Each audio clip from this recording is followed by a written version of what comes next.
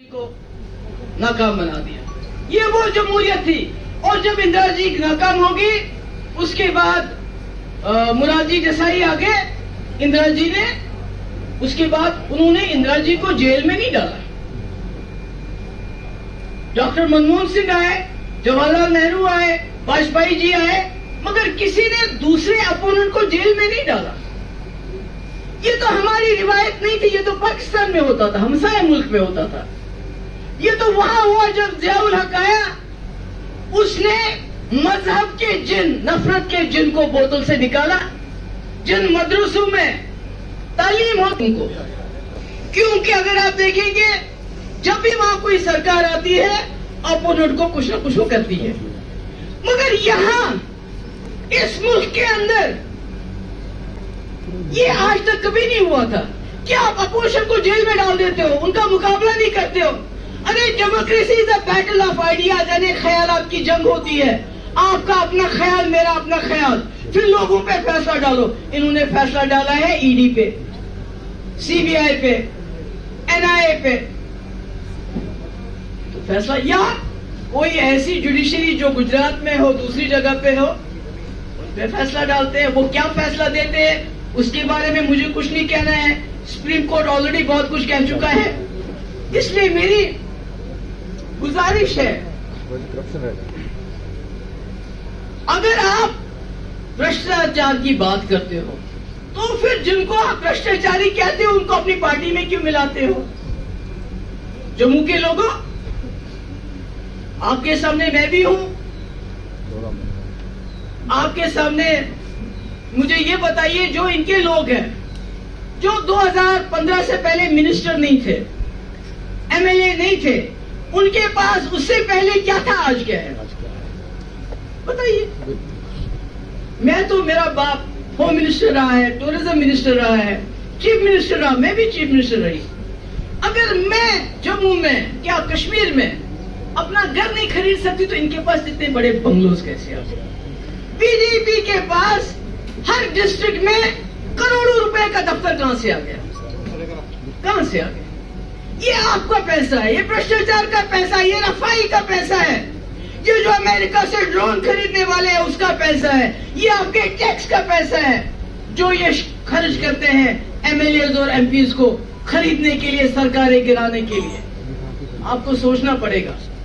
मैं कोई कांग्रेसी वकालत नहीं हूं यहाँ पर, मैंने पहले भी कहा कांग्रेस ने भी बड़ी गलतियां की होंगी, मगर उन्होंने मुल्क को संभाल के रखा, टूटने नहीं दिया। उन्होंने हमसाया मुल्क में गड़बड़ हुई उसको तोड़ा, पर अपने मुल्क को तोड़ने नहीं दिया। इसलिए अगर आज भी लोग ये नहीं समझेंगे तो खुदा ना खास्ता जो मणिपुर से लेके हरियाणा तक हुआ है ये पूरे मुल्क के अंदर हो जाएगा, और इसका शिकार सबसे पहले जम्मू हो जाएगा। क्योंकि इनके पास आपको देने के लिए स्मार्ट मीटर है, शराब की दुकानें हैं, बाहर के ठेकेदार जो आपका काम ठेकों पे लेते हैं, बेरोजगारी है, करप्शन है, महंगाई है। इसके अलावा इनके पास आपको देने के लिए कुछ नहीं है। अब असली गोली क्या है? हिंदू मुस्लिम, हिंदू मुस्लिम, हिंदू मुस्लिम। और बदकिस्मती से कुछ ऐसे यहाँ पर लोग हैं जो उसका प्रोपगेशन करते हैं। बाकी मैं जम्मू के लोगों को जानती हूँ। मैंने कहा मेरे वालिद ने यहाँ से इलेक्शन जीता, कैसे जीता अगर जम्मू के लोग कम्युनल होते? कश्मीर में हालात खराब हो गए तो जम्मू के लोगों ने न सिर्फ कश्मीरी पंडित बल्कि मुसलमानों को पनाह दी। मगर पता नहीं क्या हो जाता है, भाइयों बहनों, औरंगजेब हो, बाबर हो, समझ नहीं आता, ये मुझे समझ नहीं आता। और सबसे बड़ी बदकिस्मती जो है वो ये है कि हमारा मीडिया, मेन स्ट्रीम मीडिया, अब तो यूट्यूब पे भी चले गए ये लोग। आपने देखा जब आप एडवर्टाइजमेंट देखता है इनका, बेटी पढ़ाओ बेटी बचाओ, मगर जब उनका मेंबर पार्लियामेंट हमारी बच्चियों का, पहलवान बच्चियों का, उनके साथ गलत करके सीना तान के चलता है, तब वो एडवर्टाइजमेंट याद नहीं आता। उसपे अरबों रुपए खर्च होता है, बाथरूम से लेके हवाई जहाज तक एडवर्टाइज है कि नहीं? बाथरूम में तो नहीं होनी चाहिए थी फोटो इनकी, वहां भी लगा के रखी, क्या करें? ये बड़ी मुसीबत। मेरे कहने का मकसद है जो मीडिया है जो वॉचडॉग होता है, जिसका काम होता है नजर रखना। अन्ना हजारिया कभी कामयाब नहीं होता अगर मीडिया उसका साथ नहीं देता। राहुल ने इतनी बड़ी यात्रा चलाई, मेन स्ट्रीम मीडिया कहीं नहीं था, आज भी मेन स्ट्रीम गायब। क्यों? क्योंकि जो बड़े बड़े उद्योगपति है, ये मीडिया सब उनका है। इनको तनख्वाह से काम, बेचारों को ये क्या करेंगे? इनको वहीं से डायरेक्शन मिलती है कि शाम को 9 बजे हिंदू मुस्लिम, इसके बगैर कुछ नहीं करता है। कुछ मुसलमान किराएदार रखे हैं इन्होंने, दाढ़ी वाले, और कुछ हिंदू लोग जो आपस में टीवी पे झगड़ा करवाते हैं। वो कोई मुसलमान मौलवी मुसलमान नहीं होता है, और वो कोई हिंदू मेरा हिंदू नहीं होता जो वहां पर वो सिर्फ पैसा लेके टीवी पे बैठते हैं लड़ाने के लिए, लोगों के ऊपर जहर डालने के लिए। इसलिए मैं अपने वर्करों को, आपको मैं कहां से जबान लाऊं, मैं आपका शुक्रिया अदा करूं। इन मुश्किल हालात में, कश्मीर में तो सही, मगर जम्मू में भी आपने इनका नाक में दम करके रखा कि इनको आपको बंद करना पड़ा अंदर। डेमोक्रेटिक पार्टी जिंदाबाद। मैडम महबूबा आगे चलो, हम तुम्हारे साथ हैं। अब मेरा ये है कि लोकल बॉडीज के इलेक्शन आने वाले हैं, पंचायत के इलेक्शन आने वाले हैं। आप जीतो या हारो, मगर मैं चाहती हूँ मेरा वर्कर मैदान में जाना चाहिए। जो भी जीत के आएगा वो पूरे अपने इलाके के काम कर सकता है। आपको पता है इस वक्त जो मैं बोलना नहीं चाहती हूँ, जो इन पदों पे बैठे हुए हैं वो कैसे लोग हैं, वो क्या करते हैं। तो इसलिए आपको मैं इसलिए भी मुबारकबाद देना चाहती हूँ कि कश्मीर में तो ठीक है बंद कर दिया, और जम्मू में भी ये हमारे साथ फाइटर बन गए हैं, इनको भी बंद कर दिया है।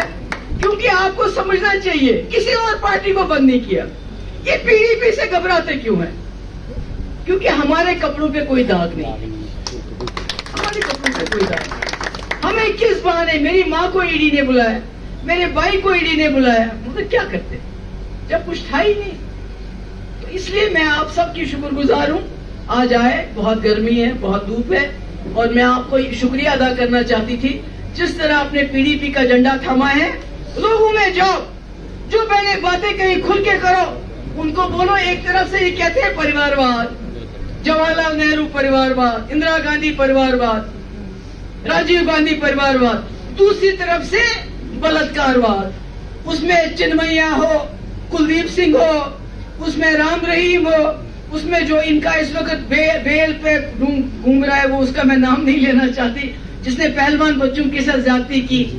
तो लोगों को कहना चाहिए आप चुनो, आप नेहरू गांधी वजह वैसा कांग्रेस परिवारवाद चुनना चाहते हो या बलात्कारवाद चुनना चाहते हो। मगर आज वो लद्दाख के लोग सर पे उस तरफ कर, मेरे आंखों में जो है झंडा लेके हाथ खड़े हैं कि हम बाहर के किसी को यहाँ होटल बनाने नहीं देंगे, बाहर के किसी को आने नहीं देंगे।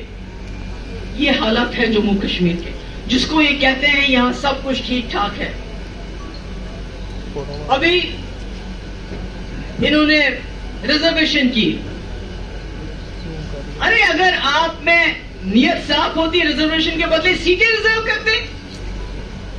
अगर आरसपोरा के लोगों ने मुफ्ती साहब के लिए वोट डाला, कश्मीर में कश्मीरियों ने फोतेदार साहब के लिए वोट डाला, आपने मनलाल कौल के लिए वोट डाला, कश्मीरी मुसलमान ने, आपने टीपीदर के लिए वोट डाला, आपने पहलाल हुंडू के लिए वोट डाला, कश्मीरी मुसलमानों ने उनको एमएलए बनाया।